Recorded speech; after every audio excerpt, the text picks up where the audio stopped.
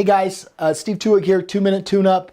I just got off the phone with a client and felt the need to share with you the same lessons that I've been sharing with them. If I run into something that I seem to be talking to a client about over and over and over again, I feel it's necessary at this point to just create a video so that we can get it out so I don't have to have the same conversation over and over. I was talking to this client and I was asking, how do you currently get your clients? So the first question is how do you currently get your clients?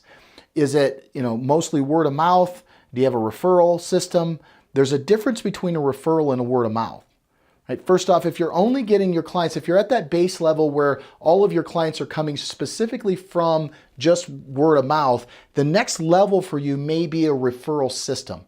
The difference between a word of mouth and a referral is fairly matter of fact. A word of mouth is something very reactive. You don't have any control over it. It just happens. Your client's having dinner with a friend of theirs talking about the services that you provided. That individual said, give me their contact information, and they followed up with you.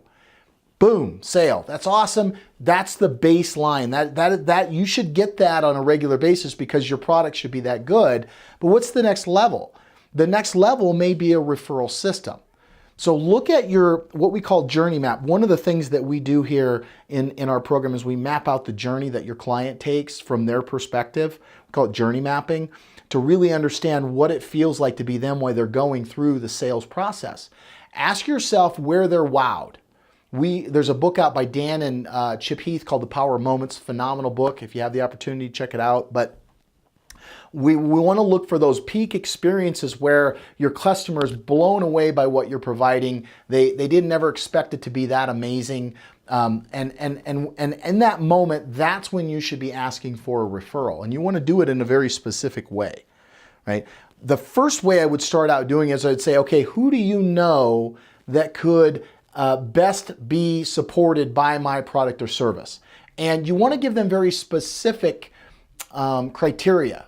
Like, for example, if I were to go to a customer and I were to say, John, who do you know that could benefit from working with me? They're going to give me everybody that's in business. They're going to give me everybody that's struggling in business. Many times, 90% of those people aren't ready for the type of interaction that it's going to take to work with me. Most people aren't ready for the intensity that I provide, right? And so you want to give them very specific criteria. I'm looking for people that are in this size business, that are having these specific programs, somebody that's always constantly trying to grow themselves, stretch themselves, always looking for that next tier. We start to separate those people that are tire kickers. We start to separate those people that don't want to really work. But what is the criteria for you? What does your ideal client look like? You should know that first before you ask for referrals because you want to ask for something very specific. I'm looking for this type of client. Who do you know that's like that? And then give them a guarantee. My promise to you is that I'm going to provide them the same level of support that I provided for you for them. My commitment to you is to provide them always that top tier next level stuff.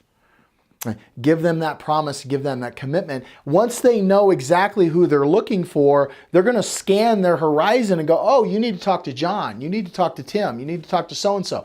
And then you got a couple different ways, and there's varying arguments on this.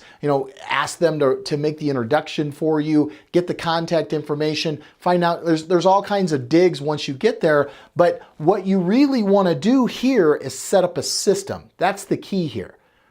The beginning stages are just, this is where I do this and this is how I do it.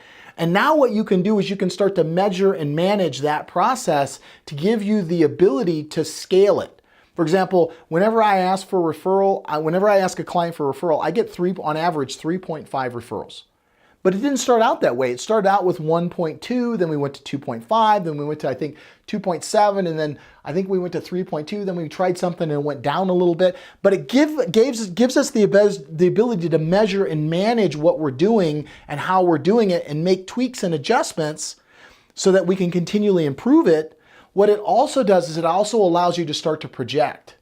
Because think about it, for every sale, if you get 5 referrals and you're closing 25% of those referrals, you can now start to project where you're going to be in a month, in 6 months, in a year. You now have a systemized way of growing your business that moves moves away from the reactionary and moves towards the anticipation of what's going to happen.